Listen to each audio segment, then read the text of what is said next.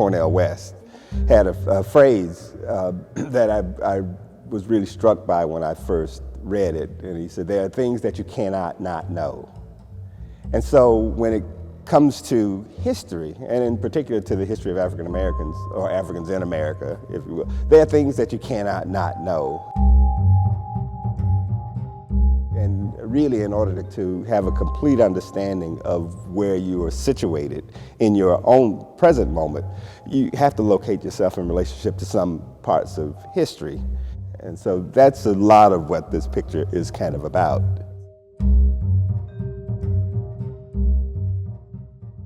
If you came to my house and looked through my library, you would see my wife and I have a huge concentration of books that are on African history, African American history, African culture, all of those different aspects of the history of black people from around the world.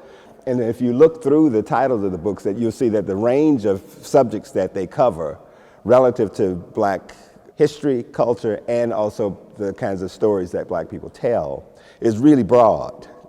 So part of the reason some of those titles are there is to introduce some of those authors and some of those books to the art viewing public, because it's the painting is as much an invitation to also come to know as it is a demonstration of the kind of conflicts in knowledge that somebody who has already arrived at this knowledge might experience.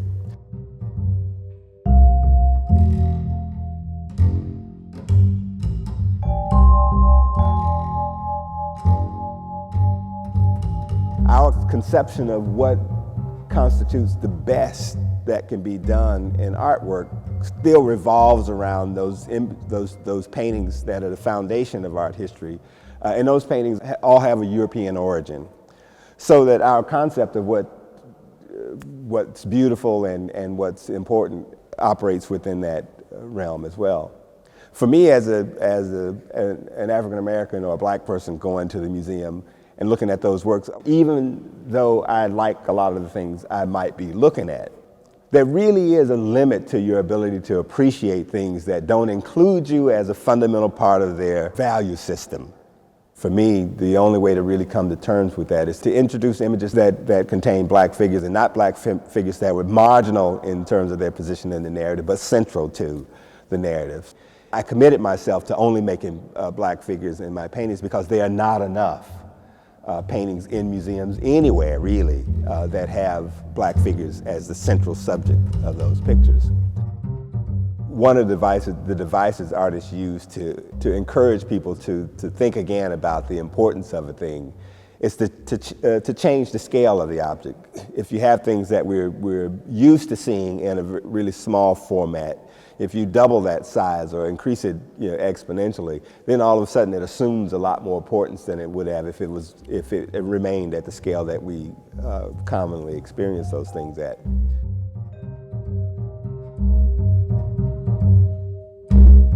Yeah, I did make the frame.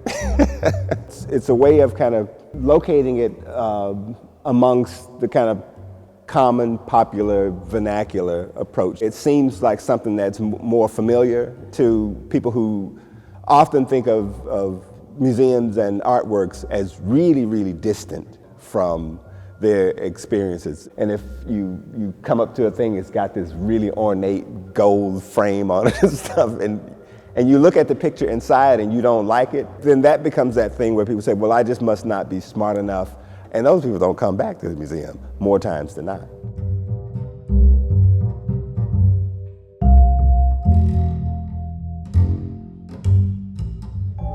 A part of what I was trying to do was to create a garment that didn't have a place in time, that couldn't be located as a kind of 70s fashion or 80s fashion or 50s fashion. Because there's nothing like that has ever existed. It becomes a curious artifact of the picture. It's sort of ambivalent zone too, so you can't quite place it. You don't quite know what it is. It's odd and it's sort of intriguing in a way. And so that's a part of what I was trying to do. And this was early on in the process. I had never really sewn a thing before in my life. I wanted to try to convey, or at least give people access to, was a certain level of ambivalence. in what the character or the figure was thinking after having read through and gone through some of those books. Because the thought balloons there and the phrase, the sob, sob, those two sounds, well, those, yes, it's on the one hand a kind of sad sort of, a sad recognition of some sort of painful insight, maybe. But on the other side of it, it's a fairly powerful rebuke of some of the things you might have come to learn in history. And I think that ambivalence, that place in between where you experience both a certain sadness and also a certain kind of anger about the things that you've discovered. This is really a part of what the picture is about. And then the question becomes, after you begin to know those things that one cannot not know, then what do you do with that information? What do you do with it? What do you do about it? The most important achievement I can make, on the one hand, is to first have this work have arrived at the Smithsonian. The fact that it's here is a great achievement. Anybody who walks through the building can look at it or not look at it, but if it wasn't there, then they wouldn't have that option. And then by the extension from there, it becomes as much a part of the narrative of what has value in art history as anything that had already been there.